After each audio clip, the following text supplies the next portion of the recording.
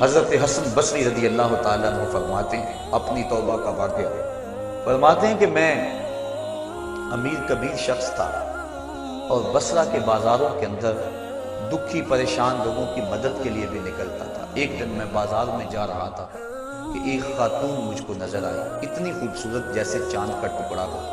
میں نے مسلسل اس کی طرف دیکھنا شروع کر دیا۔ اس نے کہا اما تستحی، تجھے حیا نہیں آتی؟ مجھے دیکھے جا رہے ہو؟ کہتے ہیں میں نے کہا ممن، کس سے حیا کروں؟ تو اس عورت نے کہا فمن یعلم خائنۃ الاعین وما تخفی الصدور، اس سے حیا کرو جو دلوں کے بھید جانتا ہے، جو آنکھوں کی خیانت کو جانتا ہے، اس سے حیا کرو۔ کہتے ہیں یہ بات تو بہت بڑی تھی، لیکن اس کا حسن ایسا تھا کہ مجھے اس کے باوجود اس کی طرف رغبت رہی اور میں مسلسل اس کو دیکھتا رہا۔ اس نے پھر مجھے کہا کہ کیا معاملہ ہے کہ تم میری طرف دیکھنا چھوڑتے نہیں ہو، کون سی چیز پسند آئی؟ تو کہتے ہیں میں نے اس کو کہا کہ تیری جھیل سی آنکھوں میں ڈوبنا چاہتا ہوں اور یہ میرے لیے ایک باعث کشش ہے۔ اس نے کہا تم رکو، شاید تمہارا مطلوب پورا ہو جائے۔ میں وہاں رکا اور وہ اپنے گھر چلی گئی۔ تھوڑی دیر کے بعد اس کی خادمہ تشت کے اوپر کپڑا ڈالا ہوا ہے اور میرے طرف بڑھایا۔ کہتے ہیں میں نے جب کپڑا اٹھایا تو اس کے اندر اس کی دو آنکھیں تھیں اور اس کے اوپر لکھا ہوا تھا کاغذ کے ٹکڑے پہ لا اريد عینا یفتتن بسببها احد، میں ان آنکھوں کو رکھنا ہی نہیں چاہتی جس کی سبب سے ایک مومن فتنے میں پڑ جائے۔ کہتے ہیں کہ میں نے اپنی داڑھی کو پکڑا اور زاروں کے تار رونے لگا۔ میں نے کہا اے حسن بصری، تو اس عورت سے بھی گیا گزرا ہے؟ اتنا خوف اس کے سینے کے اندر؟ کہتے ہیں میں داڑھی کو پکڑ کے زاروں کے تار رویا اور گھر چلا گیا۔ ساری رات میں نے توبہ میں گزارا۔ جب صبح کا سفیدہ طلوع ہوا میرے دل میں خیال آیا جس نے اپنی آنکھیں وار دی اس سے بھی تو معذرت کر رہا ہوں، اللہ سے تو معافی مانگی۔ کہتے ہیں کہ میں صبح اٹھا اور جب اس عورت کے گھر کے دروازے کے قریب پہنچا تو اس کا جنازہ نکل رہا تھا۔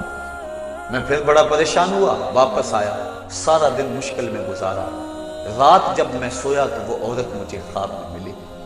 میں نے کہا کہ مجھے کوئی وصیت کرو، تو اس نے کہا اذا خلوتا فاذکر اللہ، میں تجھے وصیت یہ کرتی ہوں جب تم تنہائی میں ہوا کرو تو اللہ کو یاد کیا کرو۔ وَإِذَا أَصْبَحْتَ وَأَمْسَيْتَ فَاسْتَغْفِرِ اللَّهَ وَتُبْ إِلَيْهِ، اور جب تم صبح کرو یا شام کرو تم استغفار پڑھا کرو اور اللہ سے توبہ کیا کرو۔ حضرت حسن بصری فرماتے ہیں کہ اس عورت کا یہ عمل مجھے توبہ کے راستے پر ڈال لیا۔ پھر وہ حسن بصری زمانے کے امام اور مقتدا بنے۔ تو انسان جب عبرت حاصل کرنے پہ آتا ہے تو ایسے اسباب اس کے لیے مہیا ہو جاتے ہیں۔ توبہ کرنے میں دیر نہیں کرنی چاہیے۔ بعض بات بندہ سوچتا ہے کہ ابھی میرے بڑے کام پڑے ہوئے ہیں، جب میں بوڑھا ہوں گا میں ریٹائرمنٹ لے لوں، میں بچوں کی شادیاں کر لوں، بس پھر فراغت ہو جائے گی، بچے کاروبار سنبھال لیں گے، پھر میں ہوں گا، مسجد ہوگی۔ یہ ایسا بندہ کہہ رہا ہے جس کی ملک ایک سانس بھی نہیں ہے، جو ایک سانس کا بھی مختار نہیں ہے، اور ایسے بات کر رہا ہے جس طرح سب کچھ اس کے قبضے میں ہو۔ تو توبہ کے اندر تاخیر نہیں کرنی چاہیے۔ بنی اسرائیل کے اس شخص کا واقعہ آپ کو پہلے بھی شاید میں نے کسی مجلس کے اندر عرض کیا تھا کہ جس کو طول عمل نے برباد کر دیا، اس کی نیکیوں کی وجہ سے اس کو خبر پہنچی کہ اس کی عمر 1000 سال ہے، تو اس نے کہا جب میری عمر اتنی لمبی ہے تو پھر میں عبادت کی بھٹی کے اندر کیوں جلتا رہوں؟ میں 900 سال گناہ کر لیتا ہوں اور 100 سال قبل توبہ کر لوں گا اور گناہوں کی معافی چاہ لوں گا۔ 900 سال گناہ کرتا رہا، 100 سال جب باقی رہا خیال آیا، پھر سوچا ابھی بڑا وقت پڑا ہوا ہے، میں 90 سال مزید گناہ کر لیتا ہوں، 10 سال قبل میں جو ہے وہ توبہ کر لوں گا۔ 10 سال رہ گئے، پھر خیال آیا 9 سال گناہ کر لیتا ہوں، 1 سال قبل توبہ کر لوں۔ جب 1 سال رہ گیا پھر توبہ کی سوچ آئی تو کہنے لگا 12 ماہ ہوتے ہیں سال کے، میں 11 ماہ تک گناہ کر لیتا ہوں، 1 ماہ قبل میں توبہ کر لوں گا۔ پھر 1 ماہ بھی گزرا، ہفتے تک بات پہنچی، حتیٰ کہ 1 دن رہ گیا، اور پھر وہ کہتا تھا بھی فلاں فلاں گناہ میرا رہتا ہے وہ میں کر لوں۔ ایسی لت پڑ گئی تھی گناہ کہ بنی اسرائیل کا وہ شخص کہ جو اس انتظار میں تھا کہ بس یہ گناہ کر لوں اور یہ گناہ کر لوں پھر توبہ کر لوں گا، اچانک موت آئی اور موت نے اس کو دبوچ لیا اور وہ توبہ کے بغیر مر گیا۔ تو تو طول عمل لمبی امید کہ ابھی وقت میرا بڑا پڑا ہوا ہے، پہلے تو پتہ ہی نہیں ہے کہ وقت موجود بھی ہے یا کہ نہیں، اگلی سانس آئے گی یا کہ نہیں، دوسری بات جو کیفیت اب ہے پتہ نہیں آگے ہو یا نہ ہو۔ شیطان کو جتنی مہلت دو گے، جتنی بیماری گھر کر جائے گی، اس قدر ہی اس کا ختم ہونا مشکل ہے۔ اس لیے جب گناہ کرے تو فوراً توبہ کر لے، گناہ مٹ جاتا ہے۔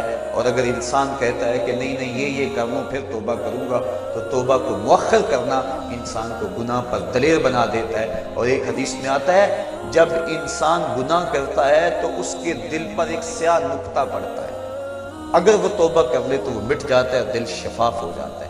لیکن اگر وہ توبہ نہ کرے پھر دوبارہ گناہ کرے تو دل پر ایک اور سیاہ نقطہ پڑ جاتا ہے، پھر وہ گناہ کرتا رہتا ہے اور دل کے اوپر سیاہی پھیلتی رہتی ہے، حتیٰ کہ ایک دن آتا ہے کہ پورا دل اس سیاہی کی لپیٹ میں آ جاتا ہے، اور جب پورا دل سیاہ ہو جائے پھر گناہ کر کے بھی اس کو ندامت اور شرمندگی نہیں ہوتی۔ مومن تو جب گناہ کر بیٹھتا ہے تو محسوس کرتا ہے جس طرح پہاڑ کے نیچے آ گیا، ابھی گر جائے گا اور مجھے کچل دے گا۔ اور منافق یہ سمجھتا ہے گناہ کرنے کے بعد کہ بدن پہ مکھی بیٹھی تھی، ہلکے سے اشارے سے میں نے اس کو اڑا دیا، وہ مکھی کے بیٹھنے جیسی کیفیت کا احساس کرتا ہے منافق۔ تو جب دل سیاہ ہو جائے تو بندہ گناہ پہ گناہ کرتا ہے، زندگی گناہوں سے لتھڑی ہوئی گزرتی ہے لیکن توفیق توبہ نہیں ملتی۔ صاحبو، زندگی بیت رہی ہے، ایک ایک لمحہ کٹ رہا ہے، ہم لمحہ لمحہ موت کے قریب ہو رہے ہیں، ہم سمجھتے ہیں ہم بڑے ہو رہے ہیں لیکن نہیں، ہم چھوٹے ہو رہے ہیں۔ جب گنتی الٹی شروع ہو جائے کام جلدی زیرو تک پہنچ جاتا ہے، سانسوں کی الٹی گنتی شروع ہے اور ہم لمحہ لمحہ